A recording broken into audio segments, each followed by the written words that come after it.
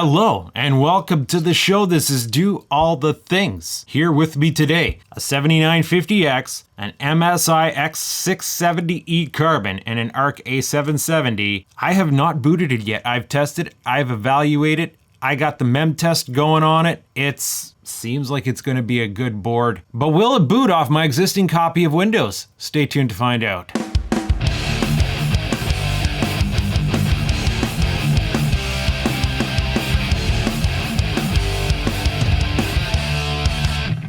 Before I go tearing apart my computer and rebuilding it with this particular piece of kit, I want to figure out what it's going to take to get it up and running, because I'm not interested in doing downtime on that system. It works fine right now. I'm going to leave it until this thing's ready to go. So part of that process obviously entails installing Windows, but I do not feel like having to start from scratch. You know, thinking about it, it's not that bad because I have stuff like my fancy mouse has all the button controls programmed on it for various programs. I got this gaming controller, one of those half keyboard dealies. I use that for editing. That's all programmed. You know, obviously you have your web browser data and all that stuff. I don't want to have to do all that reprogram, relogging on. But for the most part, I have systems in place, ways of figuring out how to get around that, where I know where all the folders are, and then I can just save them off the old drive, stick them into the new drive, and then boom, that stuff continues to work. But ideally, I want to be able to just pick up where I left off. So if this thing boots off an existing copy of Windows, then that's advantageous. Now I've heard with the 7950X, or specifically the X3D, they're telling you need to reinstall Windows in order to support that processor properly. I don't get why that would be a thing. Maybe I could look into it further, but this isn't the X3D. This is just the 7950X. I'm going to assume I should be getting, even with the existing copy of Windows, even without it running at its best, way more horsepower for what I do. But I don't know. I really wouldn't know till I try. I'm hoping there's certain things, little weirdnesses that I already have in my system are going to go away with this. But either way, let's figure it out, because if I have to reinstall Windows, I'm going to do it here before I put it together. I have a spare SSD here. It's a 256 gig first gen WD Black. I had to uninstall all my games to get my copy of Windows on that system copied over to here. And I'm not even going to bother sticking it in the M2 slot. If I just stick it here in the spare graphics slot, that should work. So let's see.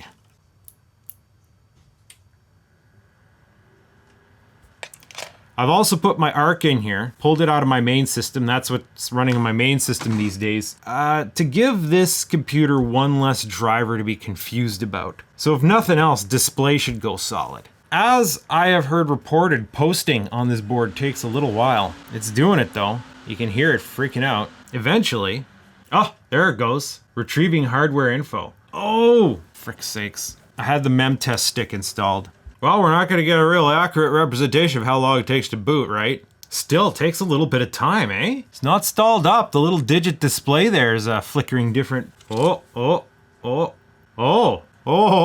We got this now. I'm not used to seeing that. Usually it's the ROG rig there. It looks like it's going to work. So, or at least going to be able to boot. Oh, I got like a little LED thing on here. A little bit of a waiting game. I think it just did a restart. Yeah, the digit display's freaking out indeed. Mr. Dragon's back. Oh, it was quicker that time. Oh, we're in. CPU is freaking out. I'm gonna turn it to low mode. So our display should be just fine because these drivers should be the active drivers. Explorer.exe, the directory name is invalid. What? Crank the brightness down on the camera. Okay, I don't know why it's telling me that. I feel like we need to let it just like settle in for a little bit. We have drive activity here.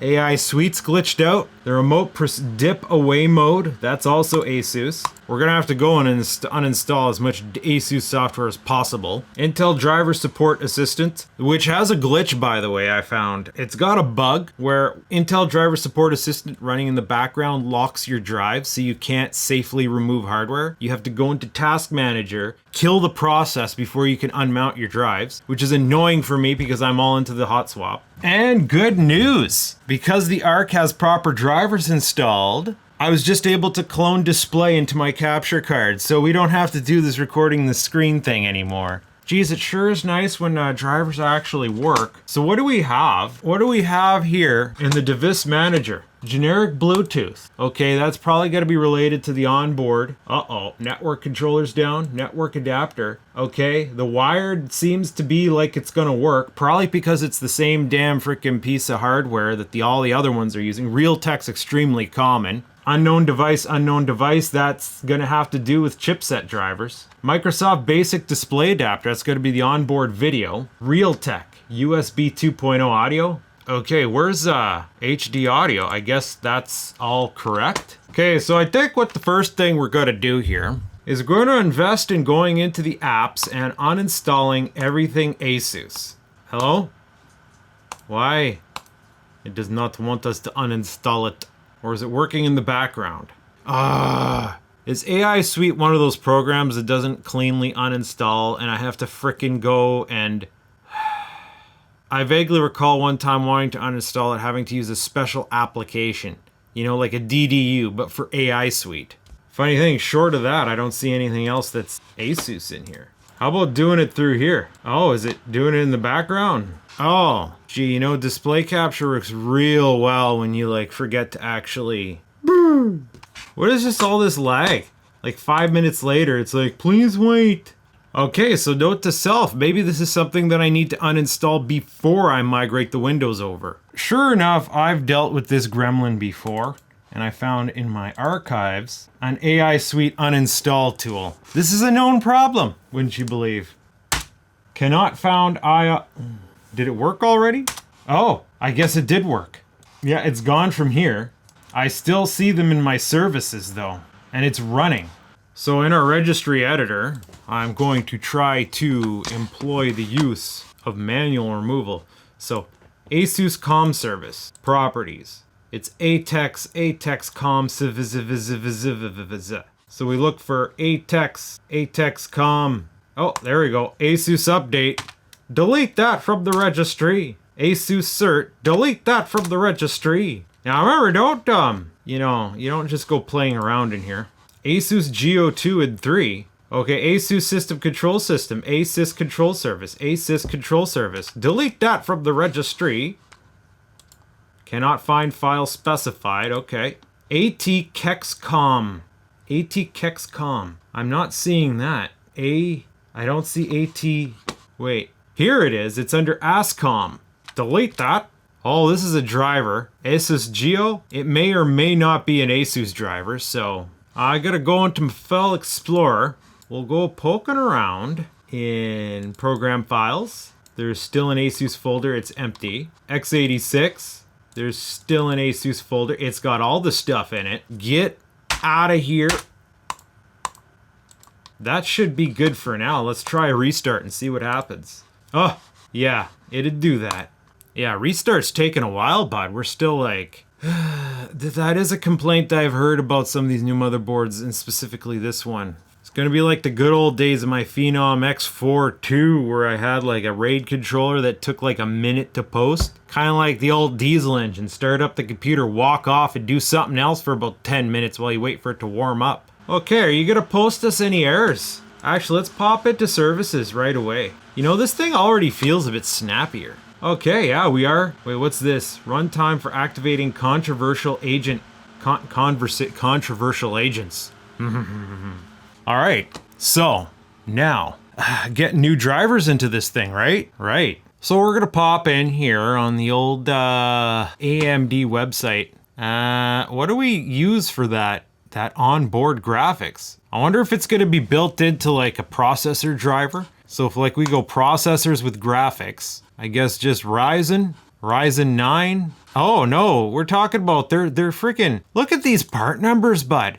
These are some freaking APUs right there, bud, that we've never heard of. Okay, here it is, 7950X on here, still under processors with graphics. And it's like just offering an adrenaline package. That would be the whole boat and canoe, wouldn't it? Like we download that, it's gonna cover a lot of bases. Okay, I'm not gonna do that yet. Let us go to chipsets. X670E, chipset drivers. Now the other thing I want is I want to get the Wi-Fi drivers hammered in there. So once we get the Wi-Fi drivers hammered in there, it's all downhill, right?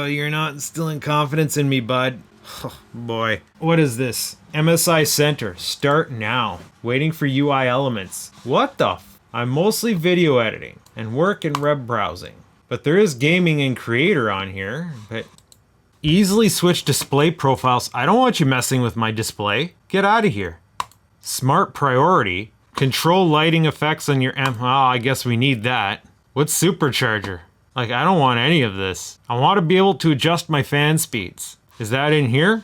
Oh, and fan speeds. Okay, maybe that's it there. User scenario. What the hell? They just gave us another. Oh, okay. Here's the install modules. So I'm installing a few of these. I'm not even sure I care about RGB anymore. It's just like, let it do what it does stock, because at least on Asus boards, I fought with that software too much and it frustrated me. Okay, so is this it now? I'm just gonna close this. Does something pop up here? Intel, MSI Center. So I click that once, it does nothing. I click that twice, it comes up. Mystic Light, open. Wow, it takes a long time for an RGB app to open. Again, is that because my system's all freaking chucked together, or? Yeah, really, what's going on here now? Okay, there it goes. It looks like I was just able to set it all to be red, so I guess that software works. Where's hardware monitoring? I'm turboing already? Really? 5 gigs. Oh boy. I like that. So why am I turboing when I'm only at 1% usage? Shouldn't it just be like chill? Free up memory. That's interesting. System diagnosis, what's that do? Oh, we got this stupid thing back here. Is that disk usage? 22%. We're using 22% of 32 gigs, really? We're using 6 gigs. What the frick is using 6 gigs? It's just cumulative. Doesn't appear to be anything that's like particularly huge in here. Okay, so what's user scenario? Software control mode, fan, please wait. What happens if I go to customize? Okay, so we want to play with one of these fans here, because this is one of the make and break features here. So we're gonna chuck this spare fan on sysfan 4. And there it is. Fan on sysfan 4. And she's ripping. Now let's go to customize it. Let's go to fan tune. That'd be nice if we can individually tune fans. One thing that irritated me about the Asus software is when you added a new fan, you had to run your fan tuning again, but it would run and check all the fans and reset all the fan settings just for adding one new fan. So what fan tuning is gonna do is it's gonna ramp this pupper up and down and test its curve. Figure out what turns it on, what turns it off. Hopefully it can turn it off. I hate it when we can't turn off fans. Some fans I don't want running unless the system's working. Oh, is it fan tuning the CPU too? The CPU, oh, this just turned off. Okay, good. It does have the ability to turn off the fan. And it tries to turn it on. Okay, there's our fan curve. Temperature sensor, T-Sense 1. Okay, T-Sense 1 temperature. I'm gonna hold this, it's gonna go up. It says it's 28, even though that's wrong. This big slug here is, takes a lot to get it hot. There it goes. Now I gotta put it under here, let it get cool.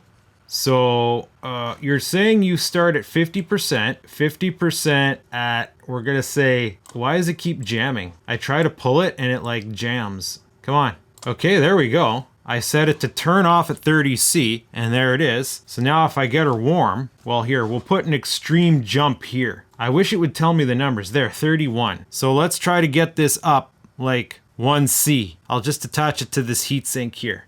Hey, if this works as it should, as soon as that number hits 31, this fan should start ripping. No? No fan ripping? 32? Oh. Oh. Then it should go up to like 80%, which is the green line, I think. Okay, so it just has a slow ramp up. Yeah, she's ripping 80%. So now I gotta put the sensor in front of the fan to cool it down. It sucks it doesn't tell me where the kick-on speed is. But it should hold firm at 80% till that hits 30C. Oh, there it goes, 30C. It doesn't just turn it off, it slowly ramps down. And there it goes. Perfect, that's literally all I wanted from the MSI software at this point. Not too interested in overclocking. Maybe one day, but I'm not into it now. And we can always add those features later, right? Okay, so we still have a whole bunch of red flags here. That did not bode well. You know what? There is one thing I'm forgetting to check out. Oh, are these them? So let's let them do that thing there. I doubt Net Framework is going to be the thing we're going for. But there's a cumulative update there. Maybe that's it. Sometimes running updates cures those problems. Restart required. Yeah, that's fine. Nope, that didn't solve it. So I don't have to worry about that one. That's a glitch related to a piece of software that I have. Has nothing to do with hardware. Sonic Suite. I still have Sonic Suite on here. Sonic Suite's not going to work with this. I guess I'll just try running this cumulative update, see what happens. A lot of hurry up and waiting. Like I just gapped out there for about 5-10 minutes. Alright, so what are the chances if we reinstall Windows, those glitches are gonna go away because, you know how it is. Conflict gremlins. No, that still hasn't served it. Okay, I'm finding one thread that suggests going update driver, browse manually, browse, and we go to our CAMD chipset software. Oh, there it goes. Okay, next. Okay, next. Okay, and last. There it is. The drivers that failed to install, you can do it manually. What a frickin' joke. It's been a while since I've done this. And yes, I remember now. This is a stupid thing you have to do with AMD. That's given a flag. Now, let's restart. We might have this nipped. We might have this nipped. You see, that's the reason why I'm doing it here on the bench, man. So when I go and I install my proper SSD into there, boop, I'm gonna be able to be like, bing, bing, bing, bing, bong, bong, bong, bong, bong, bong. Oh, it's all done now. Problem solved. And then we're gonna be able to get the computer back up and running again. I wish it was always this quiet. I don't know why it has to be all Windy City, just booting around the Explorer environment. And we look good now, except for this guy here. But again, that has to do with my Paragon hard disk manager software that I use to migrate the Windows. I used to be, when I was in downloads, I'd see like a file and I'd want to go and right click it. Oh, it's fast now. That would just, it would hang. It would hang. Maybe it's not going to hang now. It's my Vega software launching.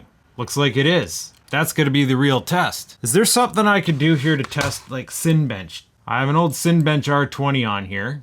Okay, so what happens if we click this just right now? What do we expect here? That looks pretty good. Why did I remember that as a classroom? 14,000 points. And that's just under these circumstances.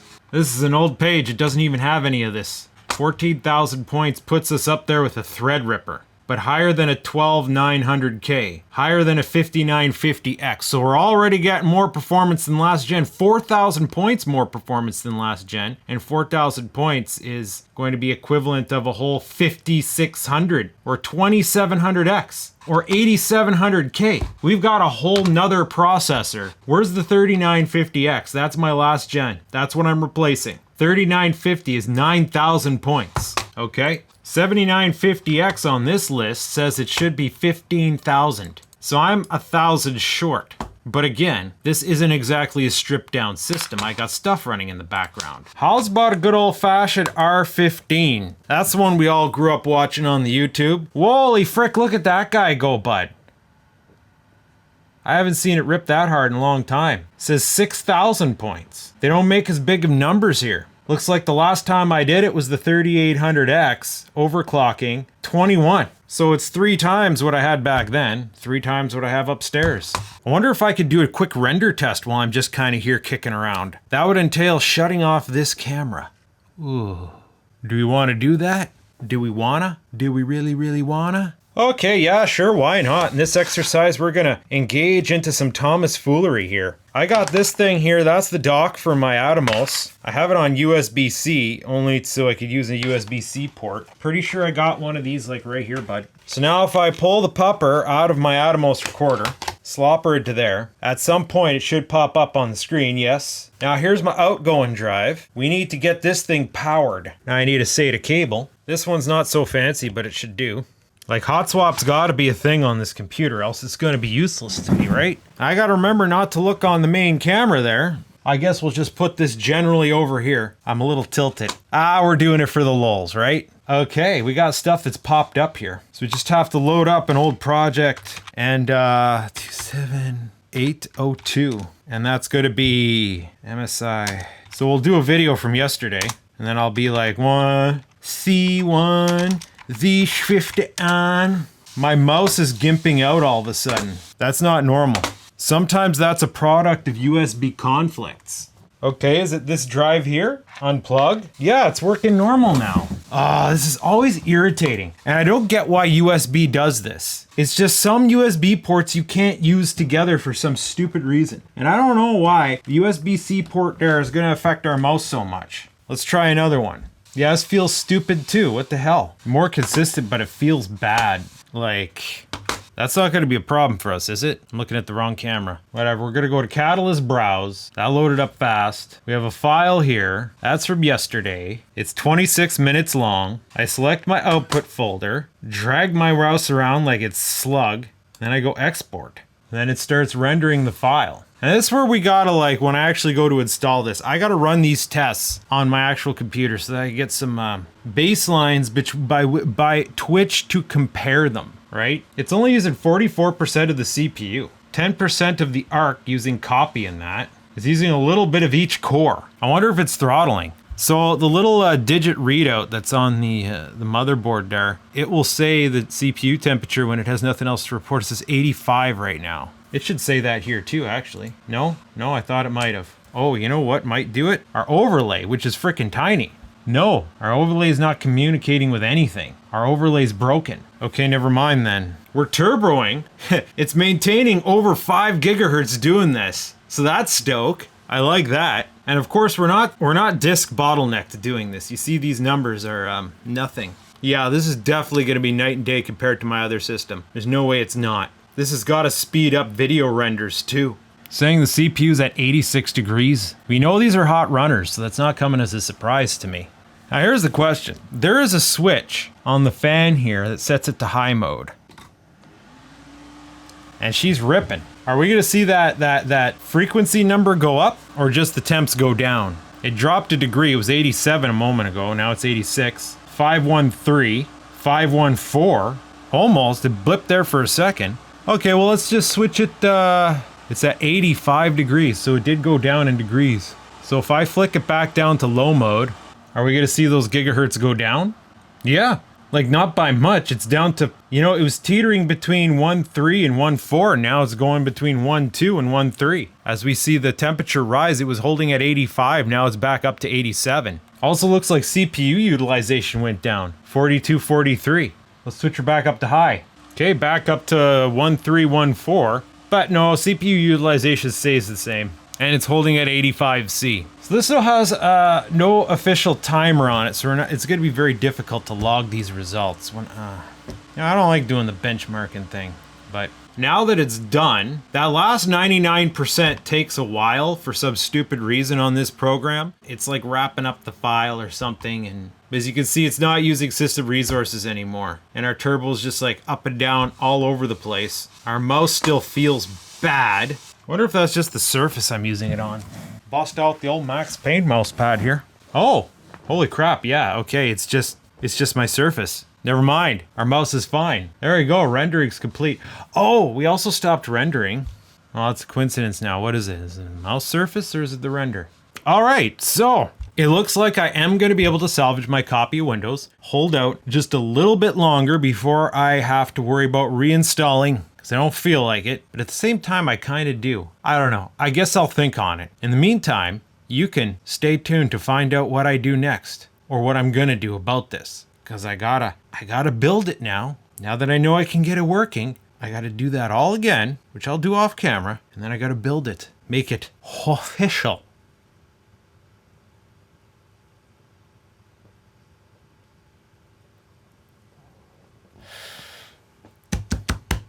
It's a slow process the way I do things. Got an hour and a half here. How fast can I hammer it into my other case? Oh, don't get greedy, bud.